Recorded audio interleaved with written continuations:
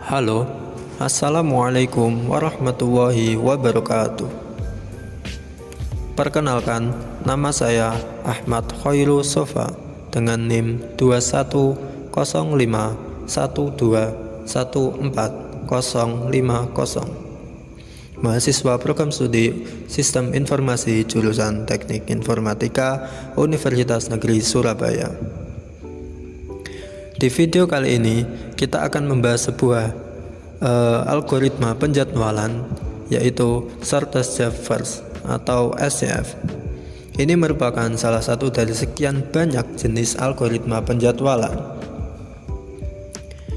SJF, Shortest Job First. SJF ini adalah sebuah algoritma penjadwalan yang dipengaruhi oleh burst time. Apabila sebuah proses memiliki burst time terkecil, maka ia akan dieksekusi terlebih dahulu. Hal ini mengakibatkan waiting time yang pendek untuk setiap proses, dan otomatis waiting time rata-ratanya juga menjadi pendek, sehingga dapat dikatakan bahwa algoritma ini adalah algoritma yang optimal. Misalkan nih, ada 3 proses datang dalam waktu yang bersamaan. Sebut saja 3 proses itu proses A, proses B, dan proses C. Nah, proses A, proses B, dan proses C ini datang bareng-bareng. Misalkan proses A memiliki waktu proses 6 milisecond, sedangkan proses B memiliki waktu proses 4 milisecond, dan proses C 9 milisecond. Lalu, proses mana yang akan dikerjakan dahulu? Nah, kita perhatikan waktu proses pengerjaan, yang mana yang paling sedikit. Jika kita lihat proses A memiliki waktu proses 6 milisecond, proses B 4 milisecond, dan proses C 9 milisecond. Nah, proses B memiliki waktu yang paling sedikit di antara ketiga proses, yakni dengan 4 milisecond. Lalu setelah itu disusul oleh proses A dengan waktu proses 6 milisecond. Dan yang terakhir adalah proses C dengan waktu proses 9 milisecond. Jadi, urutan proses pengerjaan adalah proses B, proses A, dan yang terakhir proses C, sesuai dengan lamanya proses pengerjaan atau burst time. Selanjutnya, karakteristik dari Shortest Job First atau SJF. Yang pertama, dia itu non-preemptive. Kemudian, dia tidak berprioritas. Jadi, tidak ada prioritas di sini. Dan yang ketiga, jadi siapapun yang memiliki proses yang paling pendek, maka dia akan dikerjakan terlebih dahulu. Kelebihan dan kekurangan SJF. Jadi segala sesuatu pasti ada kelebihan dan kekurangannya masing-masing. Begitu juga dengan algoritma jenis ini memiliki kelebihan dan kekurangannya.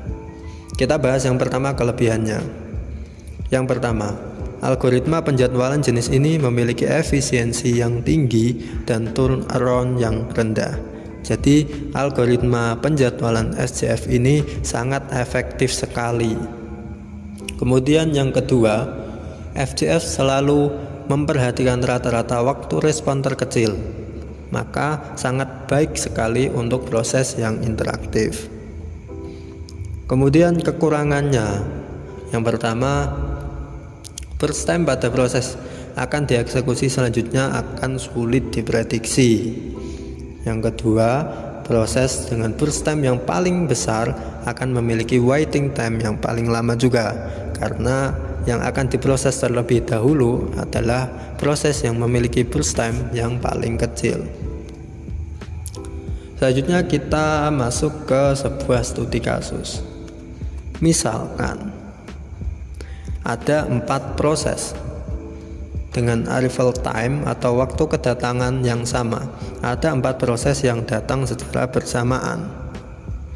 Sebut saja yang pertama proses P1, yang kedua proses P2, dan yang ketiga proses P3, serta yang keempat proses P4.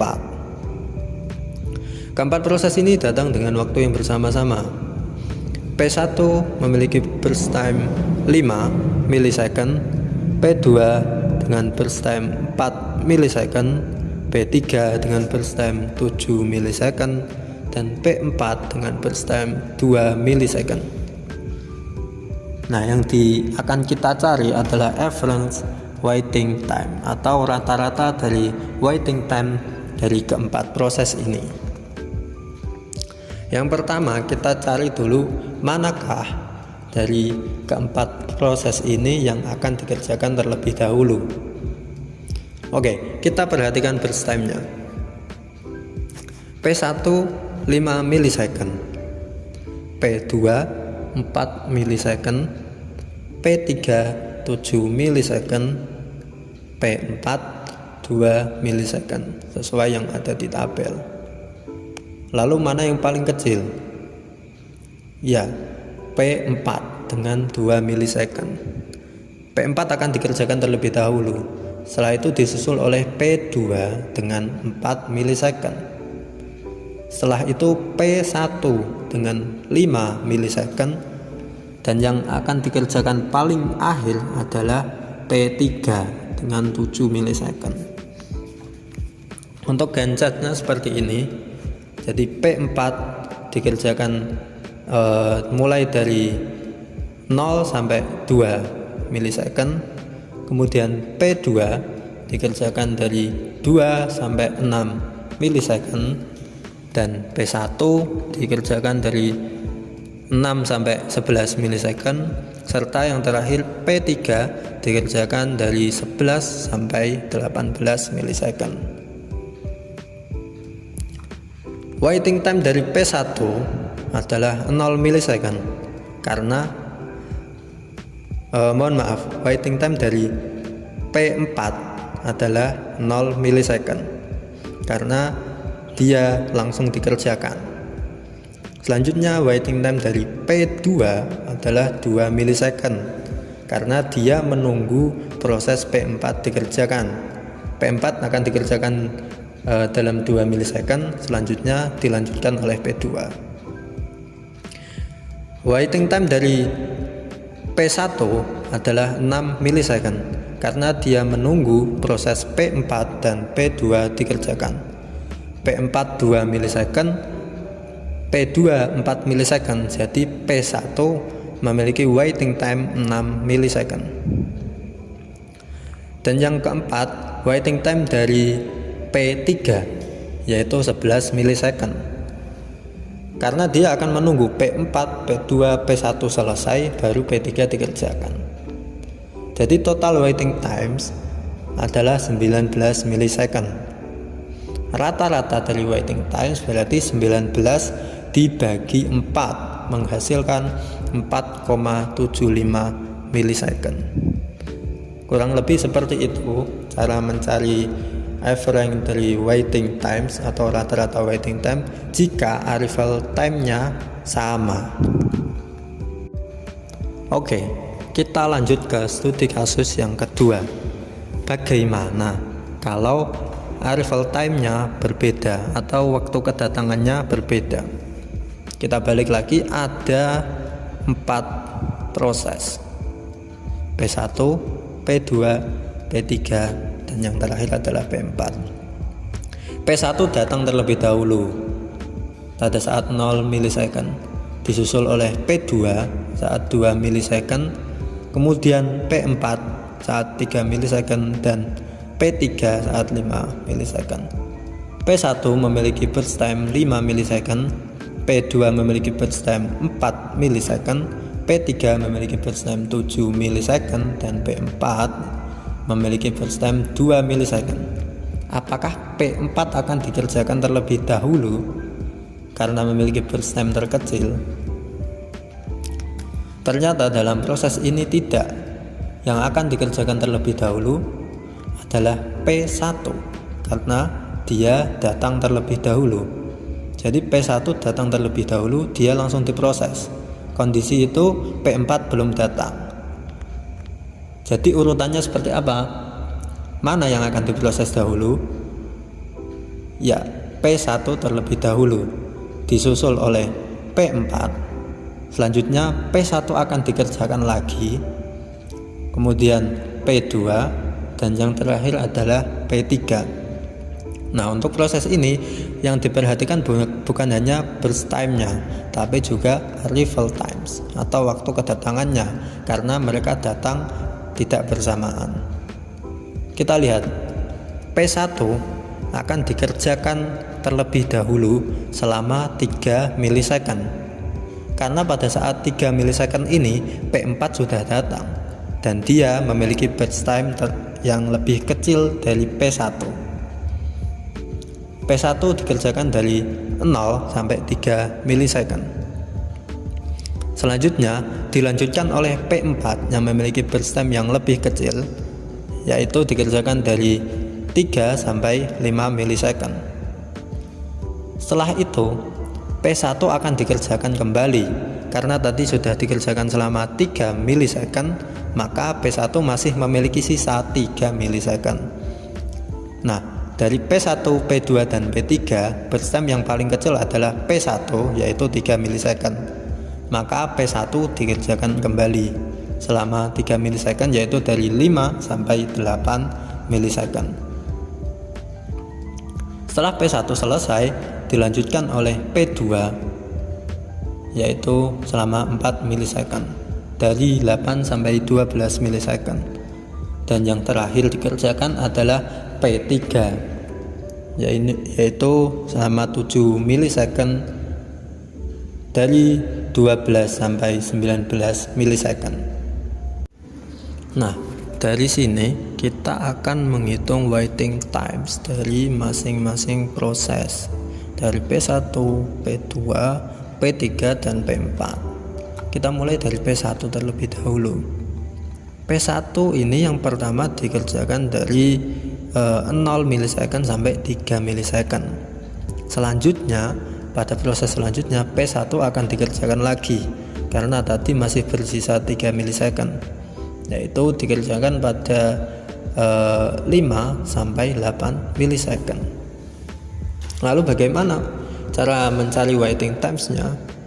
Nah, kita cari dengan cara yang pertama adalah kita ambil dari Gantt chart proses P1 yang dikerjakan terakhir, yaitu 5 milisecond dikurangi lama proses pengerjaan atau dikurangi oleh P1 yang dikerjakan pertama ini selama 3 milisecond, kemudian dikurangi lagi dengan arrival times dari P1, yaitu 0 milisecond. Jadi waiting times dari P1 adalah 2 milisecond. Selanjutnya waiting times dari P2. P2 dikerjakan dari 8 sampai 12 milisecond. Jadi burst time dari P2 tadi adalah 4 milisecond. Waiting times-nya adalah 8 diambil dari Gantt chart ini dikurangi 0 dikurangi 4. 4 ini berasal dari arrival time, maka P2 memiliki waiting times 4 milisecond. Yang ketiga adalah dari proses P3. P3 memiliki arrival time 5 milisecond dan burst time 7 milisecond. Jadi P3 dikerjakan pada saat 12 sampai 19 milisecond. Cara mencari waiting times-nya adalah 12. Karena P3 dikerjakan sekali, dikurangi 0 dikurangi 5 diambil dari arrival times, maka waiting times dari P3 adalah 7 milisecond. Kemudian yang keempat, yang terakhir, P4. P4 dikerjakan dari 3 sampai 5 milisecond. Nah, mencari waiting times dari P4 adalah 3 dikurangi 0 dikurangi 3 menghasilkan 0 milisecond. Jadi P4 sama sekali tidak menunggu. Untuk total waiting times dari studi kasus kita yang kedua ini adalah 2 ditambah 4 ditambah 7 dan ditambah 0. Hasilnya adalah 13 milisecond. Nah, rata-rata atau average waiting time adalah 13 diambil dari total waiting times dibagi 4 karena di sini ada 4 proses menghasilkan 3,25. Jadi kurang lebih seperti itu. Mohon dikoreksi jika ada salah perhitungan atau sebagainya. Jadi perbedaannya di sini, kalau tadi studi kasus kita yang pertama waktu kedatangannya adalah sama, jadi dia tidak diperhatikan karena arrival time-nya 0 semuanya. Jadi yang diperhatikan hanya burst time. Siapapun yang memiliki burst time terkecil, maka dia akan dikerjakan terlebih dahulu. Nah, beda ceritanya ketika mereka datang secara tidak bersamaan, seperti proses studi kasus kita yang kedua. Pada studi kasus kita yang kedua, maka kita perlu memperhatikan arrival time dan burst time untuk menentukan mana proses yang akan dikerjakan terlebih dahulu. Ya, terima kasih. Kurang lebih seperti itu penjelasan dari saya. Kurang lebihnya mohon maaf. Terima kasih. Assalamualaikum warahmatullahi wabarakatuh.